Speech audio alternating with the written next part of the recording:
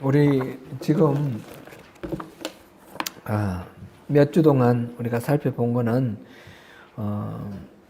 영적 분별력을 받기 위해서 하나님이 영적 분별력을 주시도록 하기 위해서 우리가 어떻게 해야 되는가 하는 것을 봤고요. 그 영적 분별력은 왜 필요한가 하면 하나님이 회복하실 새로운 교회, 부흥된 교회, 회복된 교회의 모습이 그것이 필요하기 때문입니다. 하는 것을 우리가 보았습니다.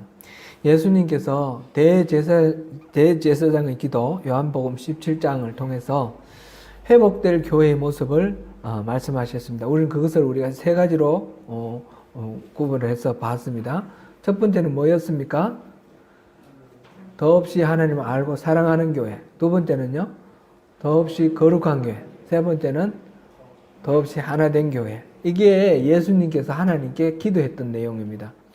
남겨두고 가는 제자들, 말하자면 교회가 그렇게 되기를 기도했고, 예수님의 그 기도는 하나님의 소원이었기 때문에 반드시 이루어질 거죠. 예언적 기도라고 했습니다. 앞으로 하나님께서 마지막 때에 교회를 이렇게 회복시키실 것인데, 우리 소명교회가 바로 그런 교회로, 회복된 교회로 서기 위해서 하나님을 더없이 알고 사랑하는 교회, 더없이 거룩한 교회, 더없이 하나된 교회가 되기 위해서 우리가 우리 스스로를 돌아보고 주님의 은혜를 우리가 구하고 나가야 될 텐데, 그러기 위해서 우리가 이제 영적 분별력을 살펴보았고, 오늘은 거룩함에 대해서 어떻게 우리가 거룩함을 이렇게 이루어야 될지 그거를 살펴보는데, 거룩함의 개념부터 다시 한번 정리해보고 그렇게 가겠습니다. 거룩하다라는 말을 제가 사전에서 찾아보니까 뜻이 매우 높고 위대하다라고 이렇게 설명이 되어 있습니다. 거룩하다는 말은 일상적으로 사회 속에서 많이 쓰는 말이죠. 나라를 위하여 자기 몸을 돌아보지 않고 희생하는 그런 선열들을 말할 때에 거룩하다. 그들의 뜻이 매우 거룩하다 이렇게 표현하기도 하고요. 이웃을 위해서 자신을 희생하고 위기에 빠진 사람을 건져내고 그런 것을 위해서 자기의 이익이나 자기 당면한 여러 가지 자기 목적에 갇히지 아니하고 자기를 내어주는 그런 사람을 거룩하다 이렇게 표현을 합니다. 성경에서는 이렇게 거룩하다라는 말을 우리가 이제 일반적으로 사람들이 좀 뜻이 높고 위대한 그런 정도 이상으로 한 걸음 더 나아가서 거룩하다라는 그런 말을 표현을 합니다. 기본적으로 거룩하다라는 것은 하나님의 성품입니다. 오늘 우리가 본문에서 봤듯이 나는 거룩하다. 그러니 너희들도 거룩하다. 이렇게 거룩하라. 이렇게 말씀을 하셨습니다. 거룩함. 인간은 근본적으로 그렇게 거룩한 성품은 될 수가 없습니다. 근본적으로 우리는 죄인이고 유혹에 쉽게 넘어지고 죄에 빠지기 쉬운 그런 존재이기 때문에 거룩하다라는 말을 온전하게 그대로 우리가 받을 만한 그런 성품을 가진 인간은 있을 수가 없습니다. 하나님께서 거룩하시고 우리가 하나님과 어떤 관계를 맺느냐에 따라서 우리가 거룩하다라고 인정받고 못 받고가 결정되는 것입니다. 우리가 구원받은 자를 의로운 사람이다, 의인이다 말했던 것처럼 이 거룩하다도 하나님과의 관계와 연결이 되어 있습니다. 거룩하다라는 말에 이 단어에 히브리 말이 카도시입니다. 카도시. 명사로는 코데시라고 그러고 동사는 카다시인데 이 이제 동사 카다시에서 나오는 명사형, 형용사형 그렇습니다. 이것이 원래 동사가 잘라내다, 떼어낸다 그런 말에서 나온 말로 구별하다 그런 뜻입니다. 그래서 우리가 거룩하다라는 것은 구별되는 거다 이렇게 이제 여러 번 살펴봤습니다. 구별된다라는 것이 그냥 단순히 이것하고 이것하고 다르네 하는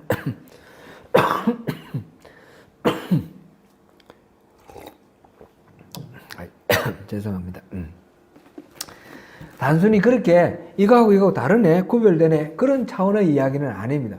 여기서 말하는 구별된다라는 말이 어떤 의미인지 우리 한번 살펴봐야 되겠습니다. 아담과 하와가 에덴 동산에서 선악을 알게 하는 나무의 실과를 따먹으면서 그들에게 일어난 큰 현상이 있습니다. 그것은 타락하고 함으로써 하나님으로부터 분리되었습니다.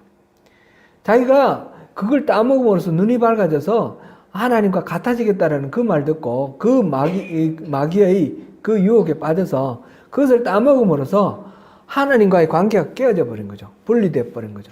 이 분리가 되었는데 이 분리된 상태에서 지금 다시 하나님과의 친밀한 관계 속으로 회복되는 것이 이게 구원의 역사 아닙니까?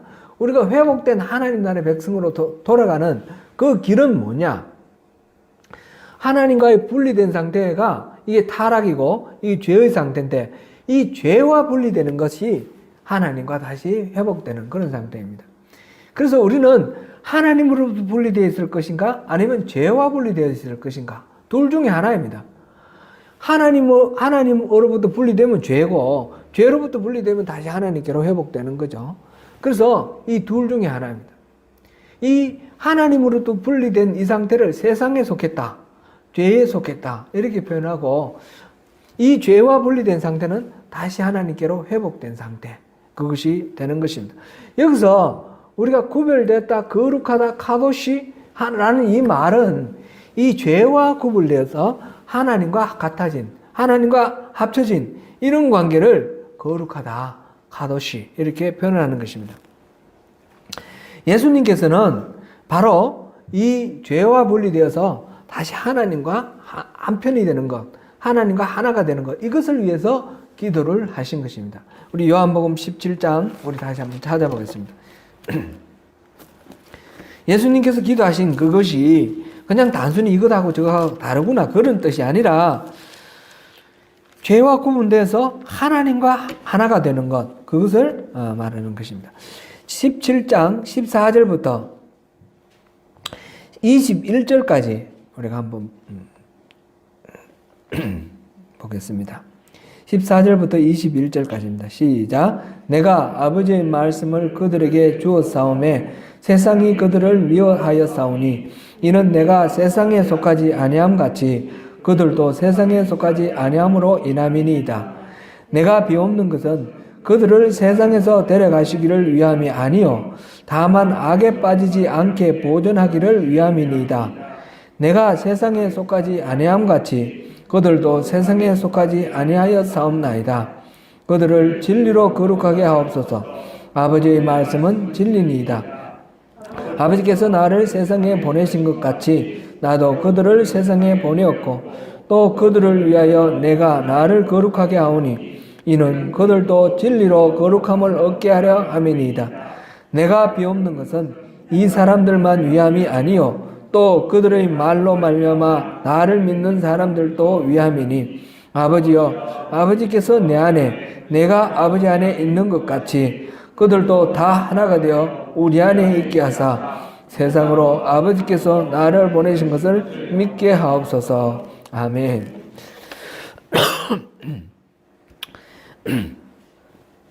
예수님께서 이 세상에 속하지 아니하고 아버지께 속해 있습니다. 그죠? 그래서 예수님이 남겨놓으신 이 제자들, 그 제자들을 통해서 또 예수님의 말씀을 들은 대를 이어 오늘날 우리에까지 이르는 이 모든 크리스찬들, 모든 믿는 사람들은 이 세상에 속하지 아니하고 아버지께 속하기를 원합니다. 그것이 이 기도의 내용입니다. 그래서 세상과 분리하고 세상과 나누고 끊어내고 그리고 아버지와 하나가 되는, 그래서 우리가 예수님께서 아버지 안에 있고 예수님 안에 아버지가 계셨던 것처럼 우리 안에 주님 그리고 하나님이 계시고 하나님 주님 안에 우리가 있는, 그래서 온전히 하나가 되는, 그래서 죄와 구분되고 하나님과 하나가 되는 이것을 위해서 예수님께서 기도하셨다라는 것을 우리가 확인할 수 있습니다. 이것이 바로 거룩하게 되는 것입니다. 거룩이라는 것은 다름이 아니라 세상과 구분되고 하나님과 하나가 되는 것, 이것이 거룩이다 하는 것을 우리가 여기서 확인하겠습니다. 이 거룩함은 하나님께서 우리에게 아주 심각하게 요청하시는 것입니다. 우린 거룩해도 좋고 거룩하지 않아도 좋고 그런 것이 아닙니다. 우리가 이 세상에서 복음을 듣고 하나님 나라 백성, 교회를 이루고 살아감에 있어서 열심히 하나님 일을 한다고 하면서도 우리가 거룩하지 않을 수가 있다는 것입니다. 그런 것은 절대로 하나님은 기뻐하지 아니하십니다. 우리가 하나님의 백성이 되었으면 절대적으로 이 세상과 구분해서 하나님께 소속되는 이 거룩함을 반드시 우리가 이루어야 된다라는 것이 하나님의 말씀입니다. 오늘 말씀이 내가 거룩하니 너희도 거룩하라. 이것이 이스라엘 백성들에게 요청하시는 하나님의 말씀이시고 그것이 오늘날 우리에게 요청하시는 하나님의 말씀입니다. 이 부분에 대해서 우리 지난번에도 우리 한번 살펴봤지만 우리가 다시 한번 레위기 한번 우리 지금 11장 본문이었는데 그 앞에 10장을 우리가 잠깐 한번 환기해 보면 좋겠습니다. 이거 다시 다 읽어볼 필요는 없고 레위기 10장에서 하나님께서 우리에게 거룩을 요청하십니다.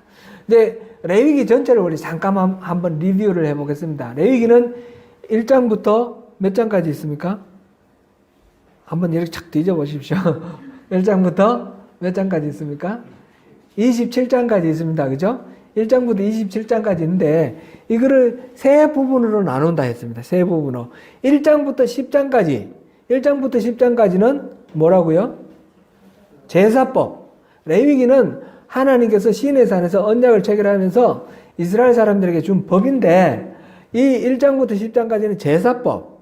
11장부터 18장까지는 뭐라고요? 정결법. 다른 말로 깨끗법. 피지컬리 깨끗하게 하는 것입니다. 그 다음에 19장부터 27장까지는 뭐라고 했습니까? 성결법. 곧 다른 말로 거룩법 그랬습니다. 그죠? 거룩법. 이거는 스피리추얼리 깨끗하게 하는 겁니다. 이는 전체적으로 제사법과 정결법, 성결법 전체적으로 다 뭉뚱그려서 전체의 주제는 한마디로 말하면 거룩입니다. 하나님하고 친밀한 관계를 이루고 살아갈 수 있는 방법이 뭐냐? 바로 거룩이다라는 거죠. 그래서 이 레위기 전체는 하나님과의 친밀한 교제 속에 살아가는 그 법이 바로 레위기입니다. 거기서 제사를 어떻게 들어서 우리 죄의 문제를 어떻게 해결하고 하나님께로 나아갈 것인가.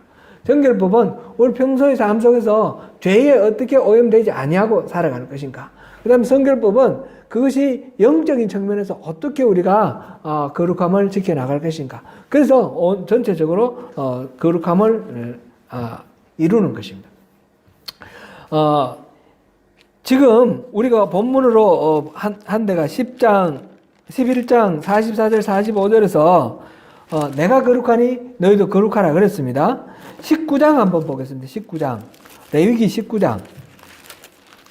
19장부터는 성결법, 지금 11장부터 18장까지는 정결법이라고 하는데 거기서도 거룩을 말하고 있다라는 것을 우리가 볼 수 있고 19장 1절을 한번 읽어보겠습니다. 시작. 여호와께서 모세에게 말씀하여 이르시되 너는 이스라엘 자손의 온 회중에게 말하여 이르라. 너희는 거룩하라. 이는 나 여호와 너희 하나님이 거룩함이니라. 여기서도 똑같은 말씀이 있죠. 그죠? 그래서 이 거룩이라는 말은 전체에 다 해당되는 겁니다.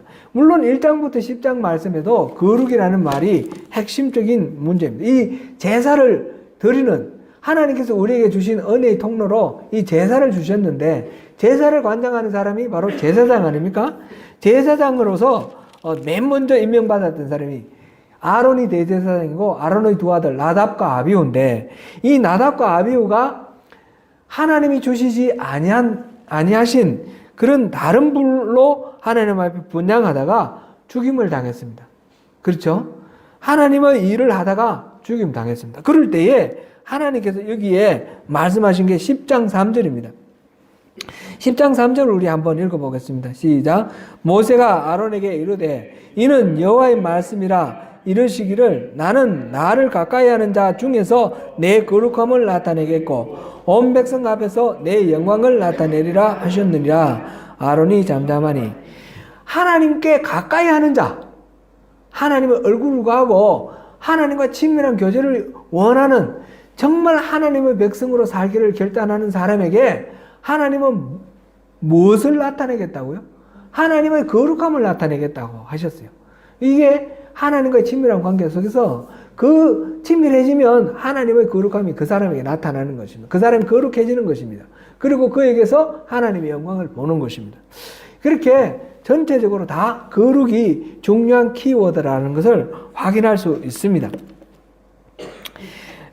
여기서 우리가 또 생각해 봐야 될 것은 나답과 아비후가 다른 일을 한 것도 아니고 하나님의 일을 했는데, 말하자면 제사 지냈는데 하나님의 일을 하는데 어떻게 이렇게 참 너무 어려운 이 일을 당하게 되는가. 아론에게는 그 슬퍼하지도 말라 할 정도로 하나님께서 준엄하게 이 나답과 아비후를 심판했습니다. 신약에도 비슷한 일이 하나 있죠. 신약에도 누굽니까? 아나니아와 삽비라가 자기 재산을 팔아가지고 절반을 하나님께 드렸습니다. 그랬는데 이 절반을 드린 드리는 현장에서 죽었습니다. 지금 나답과 아비후는 예배하다가 죽임 당했고, 지금 아나니아와 삽비라는 헌금하다가 죽임을 당했습니다. 하나님의 일을 하고 하나님께 충성된 이런 사람이라도 여기서 죽임을 당하고 심판을 받는다는 거죠. 물론 이것이 이 사람들이 구원받지 못하고 지옥으로 갔다 이런 얘기는 아닐 겁니다.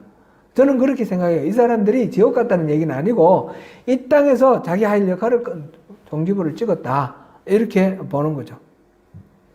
이 땅에서 할 사명을 이제 하나님께서 거두시는 거죠. 그래, 왜 이런 사람들이 하나님의 일을 하면서 이런 어려움을 당했을까?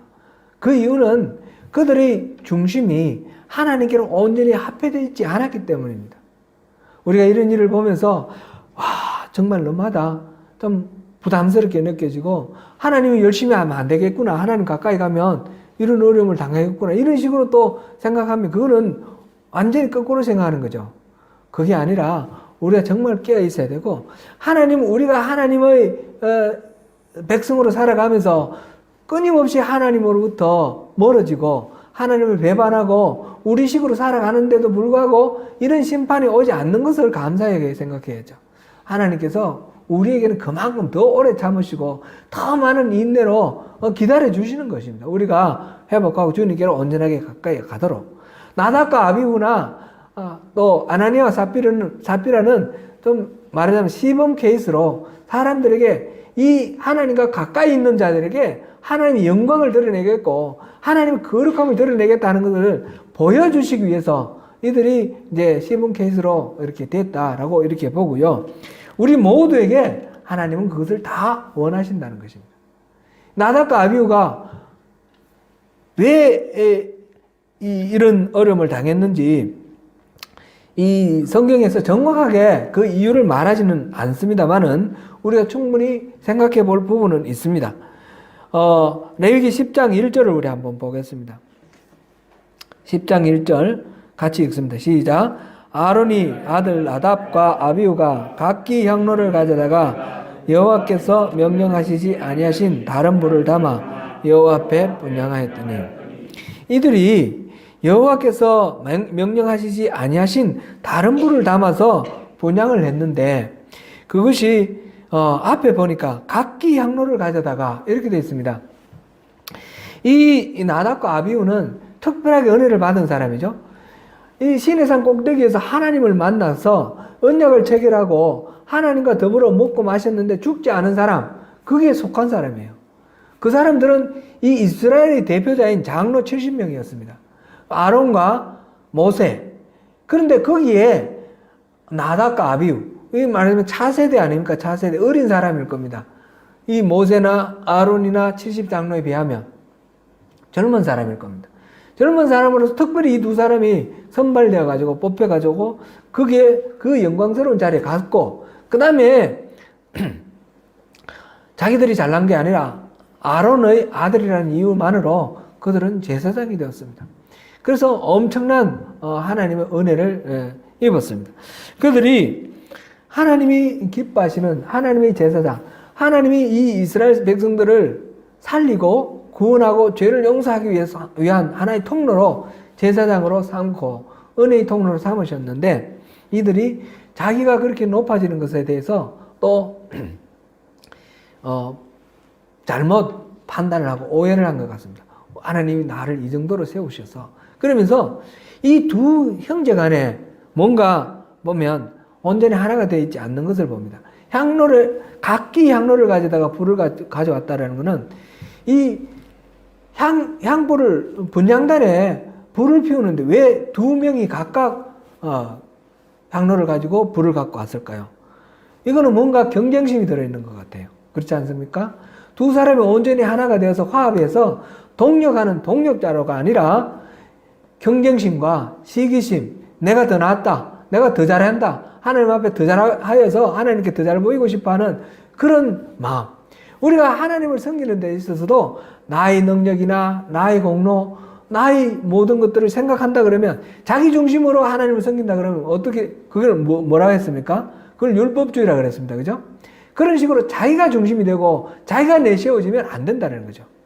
그렇게 되면 결과적으로 하나님의 뜻에 온전하게 순종하지 못하고 하나님의 명령대로 하나님 주신 그 번제단에 있는 그 불씨 그걸 가지고 분향을 해야 되는데 이 급하게 자기가 하고 싶은 대로 빨리 먼저 하고 싶어하는 이 경쟁심이 있으니까 하나님의 명령대로 순전하게 순종하지 못하고 자기식으로 자기 방식으로 자기가 가지고 있는 수단을 동원하게 되는 거죠. 내가 중심이 될 때 내가 존중받아야 되고 내 노력, 내 힘, 내 방식, 내 경험 이것이 떠오를 때에 그럴 때에는 하나님이 주시는 말씀에 순전하게 반응할 수가 없게 된다는 것을 여기서 볼 수 있습니다. 우리는 예배를 할 때도 내 식으로 예배를 하면 안 됩니다. 내가 만족하고 내가 좋아하는 식으로 예배하는 것이 아닙니다. 하나님께서 어떤 것을 구하시고 어떤 것을 바라시고 우리에게 어떤 것을 기대하시는지 하나님이 기뻐하시는 방식으로 우리가 예배를 해야 되고 하나님이 기뻐하시는 그 하나님의 명령 성경에 우리에게 주시는 그 방식대로 우리가 하나님을 섬기고 예배를 해야 됩니다. 우리가 만족하는 대로 우리 식으로 그렇게 하다 보면 이 나답과 아비후처럼 하나님 뜻을 분별하지 못하고 이렇게 엉뚱한 그런 행동을 하게 되는 그런 경우도 있습니다. 10장 9절을 한번 보시겠습니다.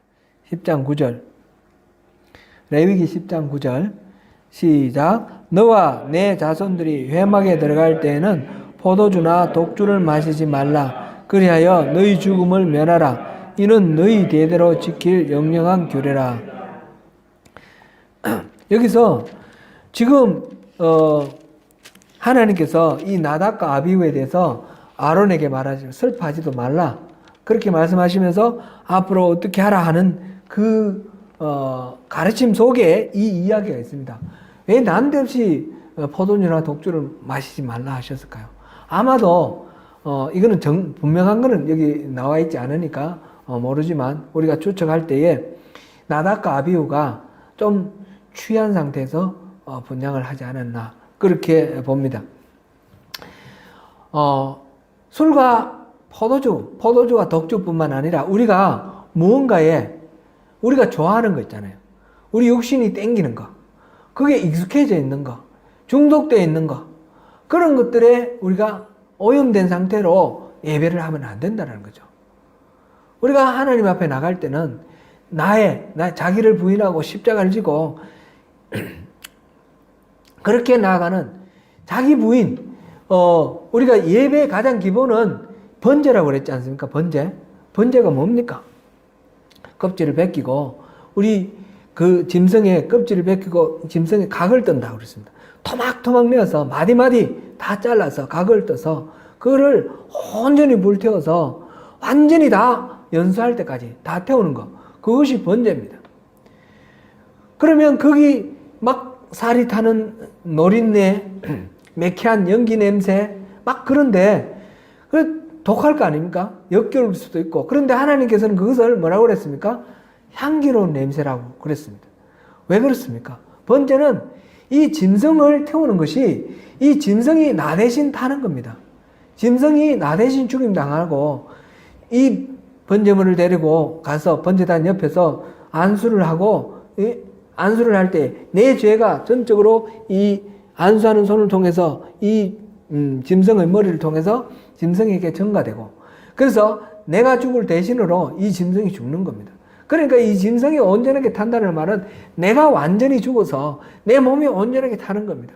그래서 내가 완전히 희생되고 하나도 남김없이 다 하나님께 바쳐졌을 때, 그럴 때 하나님께서 그것을 향기로운 냄새다 기뻐 받으시는, 험장하시는 것입니다. 우리 예배는 내가 완전히 보정되는, 그래서 완전히 내가 하나님께 드려질 때에 하나님께서 그 예배를 기뻐하시는 것입니다. 예배를 할 때에 우리는 이것을 철저하게 생각해야 됩니다.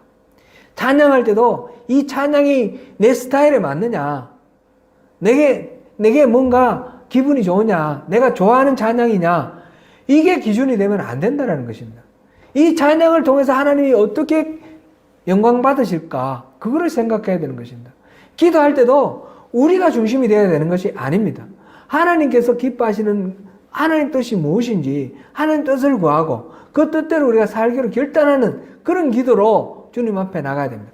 물론 우리의 모든 소원을 주님 앞에 아뢰는 것입니다. 그러나 그 소원을 아뢰는 것이 내 목적과 내 의도를 위해서, 내 만족을 위해서 하나님을 수단으로 부르는 것이 아닙니다. 내 형편과 처지를 다 하나님 앞에 구하면서 하나님의 뜻을 이루기 위해서 나를 써달라고, 나의 이 문제를 해결해 달라고 그렇게 구하는 그 목적은 하나님의 목적이 그 모든 목적의 중심이 되어야 하는 것입니다. 우리가 설교를 들을 때도 마찬가지입니다. 설교가 내가 평소에 좋아하는 그런 말씀인가, 또는 내 마음에 드는 건가, 내 생각과 일치하는가, 이것이 기준이 되면 안 된다는 것입니다. 하나님께서 지금 무엇을 말씀하시는가, 내 삶 속에서 무엇을 결단하고 내가 어떻게 변화되어야 되는가, 하나님께서 주시는 말씀에 초점을 맞추고 우리가 설교를 드려야 되는 것입니다. 그래서 예배는 온전히 주님 앞에 우리가 전적으로 드려지는 그런 예배가 될 때 주님이 기뻐하시는 것입니다. 지금 중독되었다라는 것은 자기가 뭔가 만족을 이룬 상태, 그것을 말합니다. 중독은 우리가 이것 안 좋은 줄 뻔히 알면서도 우리가 이 몸이, 내 육신이 당기니까 그것을 어쩔 수 없이 끌려가는 것, 그런 것이 중독입니다. 마약 중독도 그렇고 여러 가지 우리 세상의 가치관에 또 오염되어 있는 것도 마찬가지입니다. 그래서 이 나답과 아비후는 자기중심적으로 자기의 만족을 구하고 시기와 질투와 자기의 방식, 이런 방식으로 그렇게 하나님께 예배를 드렸기 때문에 하나님께서 최초로 제사장에 임명된 이 나답과 아비후를 징벌하심으로 우리가 예배할 때는 그렇게 하지 마라 하는 그 모델을 보여주신 것입니다. 하나님께서 우리에게 구별되라 했고 거룩하라 하셨는데, 거룩함이 이런 거라 하니까 여러분도 어떻습니까? 거룩함이라는 것이 내가 이 거룩하게 살아가는 것이 혹시 부담되거나 부담스럽거나 거북하거나 그렇게 혹시 생각되지는 않으십니까? 거룩함이 구별됨이라고 하니까 하나님이 우리에게 거룩하라고 하시는데 우리가 구별돼야 된다. 그래서 세상과 완전히 결별해야 된다라고 하는 오해가 있습니다. 이제 거룩함에 대해서 우리가 어떻게 적용할 것인가 생각해 보는데, 최근에 한국에서 그 과천에 있는 은혜로 교회라는 그 교회인데, 목사가 신옥주라는 여자 목사고, 거기에서 피지에 땅을 사가지고 집단으로 300명인가 이주를 했다 하는 그런 이야기를 들었습니다. 그 뉴스에 나왔는데 보셨습니까? 그래서 한국에 큰 기근이 오고, 그래서 이 망하니까 그 피지 그곳에서 천국을 만들자. 근데 이 한국, 죄로 물든 이 한국하고는 결별을 하자. 그래서 집단으로 이주를 한 거예요. 저는 최근에 또 오클랜드 어떤 분도 자기 어머니가 그게 피지 가가지고 거기에 수용되어 있다라고 해서, 그래서 설득하고 해서 이렇게 모셔 나온 그런 경우가 있는데, 그래서 신옥주가 최근에 이제 그 안에서 폭행하고 막 이런 여러 가지 문제들이 있어가지고 구속됐어요. 구속된 그 뉴스를 봤습니다. 거룩하게 살아라는 것은 이렇게 지금 우리가 호흡하고 살고 있는 이 세상이 더럽고 추하고 오염되어 있으니까 이것을 떠나서 별도로 따로 이제 뭐 세계를 만들어서 그곳에 산속이나 아니면 섬이나 가서 그렇게 살아라 그런 뜻인 것은 아닙니다. 이런 식으로 집단 공동체를 이루고 이렇게 하는 그런 이단들이 많이 역사상으로도 많이 있었고 우리나라도 많이 있었는데 이 거룩함, 구별됨 이것을 잘못 이해를 해서 그렇게 되어 있습니다. 성경에서는 절대로 그렇게 세상을 떠나서 별도로 그렇게 가라고 하지 않고 세상 속에서 거룩하게 살아라 이렇게 말씀하십니다. 우리가 이 세상 속에서 이렇게 거룩하라는 것을 여러 가지로 확인할 수 있겠지만 오늘 본문과 관련해서 보면 11장이 지금 오늘 본문이 지금 보면 너희는 하나님과 나는 여호와 너희의 하나님이라 내가 거룩하니 너희도 몸을 구별하여 거룩하게 하고 땅에 기는 길짐승으로 말미암아 스스로 더럽히지 말라. 길짐승으로 말미암아 더럽히지 말라. 이 말씀은 앞에서 나오는 이 말씀하고 연결이 되어 있는 거죠. 앞에서 11장 여기서 보니까 먹을 수 있는 짐승, 먹을 수 없는 짐승이 나와 있습니다. 물고기도 마찬가지로 먹을 수 있는 것과 먹을 수 없는 것이 있고 새도 먹을 수 있는 것과 먹을 수 없는 것이 있습니다. 대표적으로 이제 짐승을 보면 짐승 중에 굽이 갈라져 쪽발이 되고 새김질이 하는 것은 먹으라. 그렇지 않은 것은 먹지 마라. 굽이 갈라져 있지만 쪽발이 아닌 것, 새김질 안 하는 것은 돼지 같은 경우는 굽이 갈라졌지만 새김질을 안 하니까 그걸 먹으면 안 된다. 예를 들어서 그런 이야기들이 있고 그런 식으로 정한 것과 부정한 것을 이렇게 나누어서 먹고 먹지 않는 것 이런 것을 말씀하였습니다. 그 말씀 끝에 지금 거룩함을 말씀하시고 이 짐승으로 인해서 그 거룩함이 더럽혀지지 않도록 하라 이 말씀하셨습니다. 이 문제는 먹는 문제는 우리가 잘 아는 대로 사도행전에 가서 고넬료에게 복음을 전하기 전에 하나님께서 베드로에게 환상 가운데 나타나셔서 하나님이 주신 것 중에 속된 것은 없다 말씀하셨습니다. 그 베드로가 저 부정한 것은 먹지 않겠습니다. 그 짐승들 뭐 이렇게 보자기에 싸서 3번이나 내려보냈다가 부정한 거 먹지 않겠습니다. 그랬더니 하나님 주신 것 중에 속된 것은 없다. 그 말씀을 3번이나 말씀하시면서 짐승, 이 새, 또 물고기 여기서 레위기에서 말하는 이런 식으로 우리가 구별할 필요는 없다라는 것을 신약 성경에서는 분명하게 밝혀주셨습니다. 이 문제는 겉으로 드러나는 그런 어떤 이거를 먹느냐 저걸 먹느냐가 아니라 일상의 삶 속에서 우리 먹는 문제가 가장 기본적인 것 아닙니까? 우리 먹지 않고 살 수 있습니까? 반드시 먹어야만 살 수 있습니다. 살아있는 우리 삶으로서는 먹는 문제가 가장 기본적인 겁니다. 이 기본적인 문제에서 항상 거룩함을 의식하라는 것입니다. 항상 하나님과 가까워지기 위해서 하나님이 기뻐하시는 것이 무엇이고 하나님이 싫어하시는 것이 무엇인지 일상의 삶 가장 가까운 곳에서 거룩함을 생각하라 하는 것이고요. 그 다음에 로마서 우리 12장을 한번 보겠습니다. 로마서 12장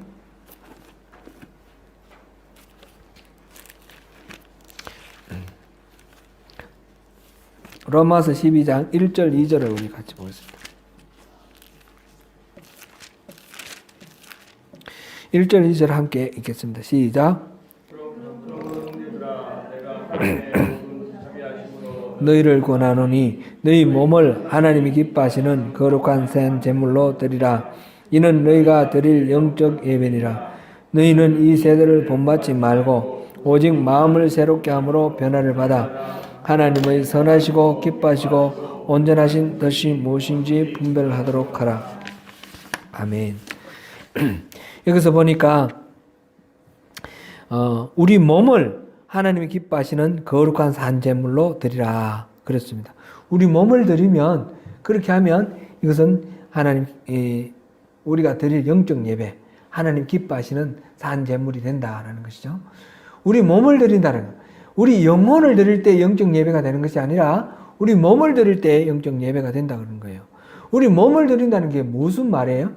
우리 살아 숨쉬는 모든 삶을 드린다는 뜻이에요. 내 몸이 가 있는 곳, 우리 직장이나 가정이나 학교나 또는 교회나 어디에든지 우리가 가 있는 그곳, 내 몸을 하나님께 드리는 제물로 드리라는 거죠. 이 직장에서 일할 때 그냥 이건 밥벌이 하기 위해서 내가 그냥 호구지책으로 그냥 일한다, 이게 아니라 내가 일하는 이것이 바로 하나님께 드려지는 산 제물이다, 산 제사다, 예배다, 이렇게 생각하고 그 일 자체로 하나님이 나를 받으시도록 그렇게 일을 해야 되는 것이죠. 학생은 학교에서 공부를 할 때에 그 공부하는 것이 바로 하나님께 드리는 나의 예배다. 크리스찬 라이프에 보니까 김이곤이라는 작가가 매주 이제 소설을 올리는데, 최근에 광고에 소설 예배라고 그렇게 올렸어요. 참 재미난 그런 표현이고 참 바른 표현이다, 그렇게 생각했어요. 이분은 소설 쓰는 것이 그냥 자기 작품 쓰는 것이 아니라 예배라는 거죠. 예배. 소설 쓰는 것이 자기 삶, 이 작가입니다. 작가로서 소설 쓰는 것이 예배다. 우리는 밥하는 것이 예배가 되고, 그죠?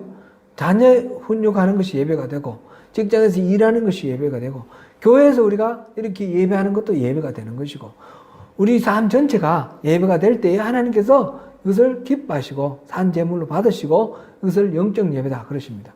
그랬을 때 우리가 어떤 식으로 예배를 드려야 되느냐, 그것이 이어서 나오는 2절 말씀입니다.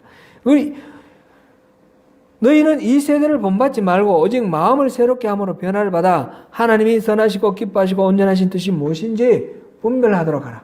우리가 이 세대를 본받지 않고 이 세대가 살아가는 방식과 다른 방식으로 살아갈 때, 그럴 때에 하나님께서 우리 영적 예배를 받으신다는 거죠. 우리의 마음은, 옛날에는 우리가 죄인된 속성일 때에 자기 만족을 구하고 문제 해결하기 위해서 하나님께 구했을 수도 있어요. 어떤 신에게 의지했을 수도 있고. 그러나 지금은 그 중심이 내가 중심이었던 데서 벗어나서 하나님 중심인 사람으로 우리가 옮겨왔습니다. 그래서 내 마음이 중심이 내가 아니라 나는 죽고 내 안에 그리스도가 사는 그런 우리 마음이 되었습니다. 이렇게 변화를 받아서 새로운 피조물이 되어서 이제 우리 모든 삶은 이 안에 계시는 주님이 다스리시는 대로 세상의 가치관과 세상 세대의 어떤 가치관대로 살아가는 것이 아니라 내 안에 계신 주님이 이끄시는 대로 살아가는 그런 삶을 살아갈 때에, 그럴 때에 내 삶이 산 제사가 된다는 것이죠. 하나님께서 이렇게 우리가 예배하기를 원하고 살기를 원하시는데, 이 예배가, 이 거룩함이 우리에게 좀 어렵고 불편하고 힘들고 그렇게 느껴질 수도 있습니다. 그러나 그것은 이 거룩함에 대해서 온전한 그런 이해가 될 때는 해소될 수 있는 그런 문제입니다. 온전한 예배는 우리가 변화산 사건을 통해서 우리가 볼 수 있습니다. 예수님께서 베드로와 요한과 야고보를 데리고 산에 올라갔는데, 산에 올라가니까 그곳에서 모세와 엘리야가 나타났습니다. 그죠? 그래서 모세와 엘리야와 예수님이 더불어서 별세에 대해서 말씀을 나눴습니다.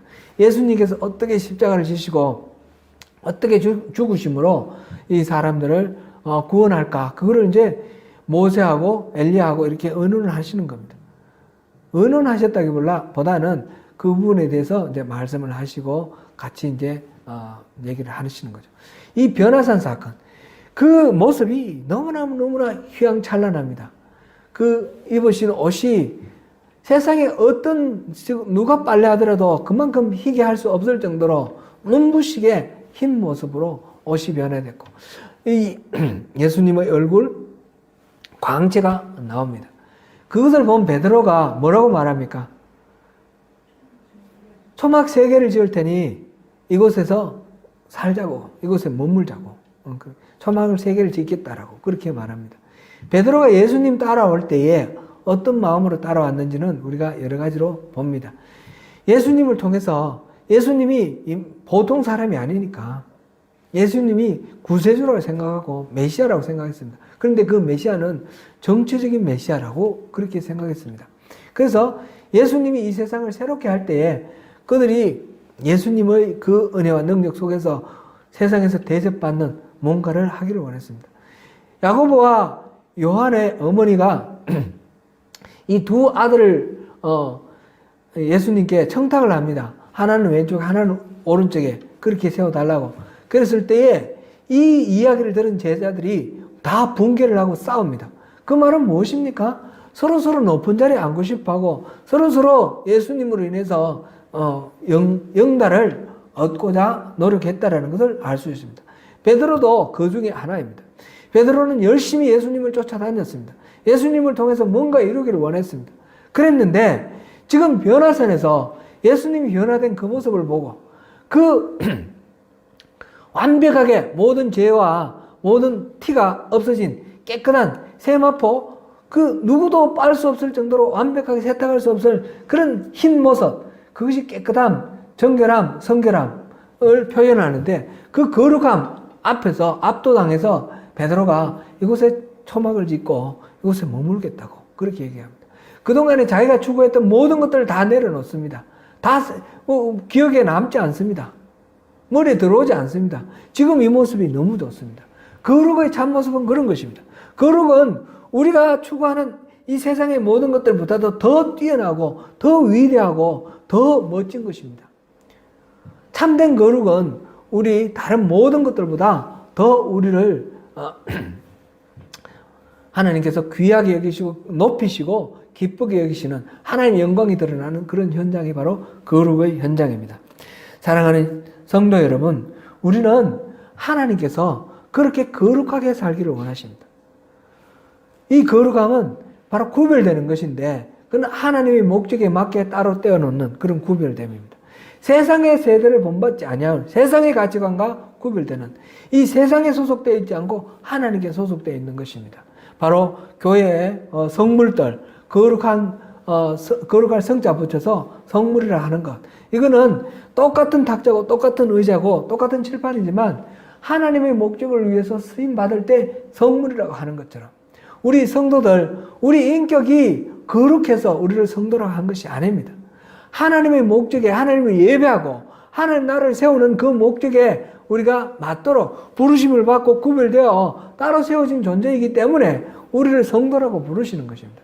그래서 우리는 성도로 하나님의 목적에 맞게 구별된 존재니까 하나님의 목적에 맞게 살아가는 거룩한 삶을 살기를 하나님이 우리에게 요청하시는 것이고 그렇게 살아갈 때에 하나님께서 그 영광 중에 변화산의 그 영광 같은 그런 영광 중에 우리를 받으시고 주님께서 모든 영광을 나타내시고 거룩함을 나타내실 것입니다. 사랑하는 성도 여러분, 우리가 바로 그런 존재들입니다. 이런 거룩함은 결국 앞에서 우리 본 영적 분별력을 통해서 우리가 무엇이 하나님께 속했는지 무엇이 세상에 속했는지 그것을 분별하는 것과 긴밀하게 연결이 되어 있습니다. 그래서 그 영적 분별력을 구하고 그 영적 분별력 속에서 그냥 머릿속에 분별되는 것으로 끝나는 것이 아니라 삶 속에 적용이 되어서 내가 구별된 존재로 살아가는 것, 이것이 거룩입니다. 오늘 또 이 말씀을 생각하시면서 세상을 본받지 않고 확실히 중심 이동해서 하늘나라의 복을 풍성히 누리시는 저와 여러분이 되시기를 축원합니다. 기도하겠습니다.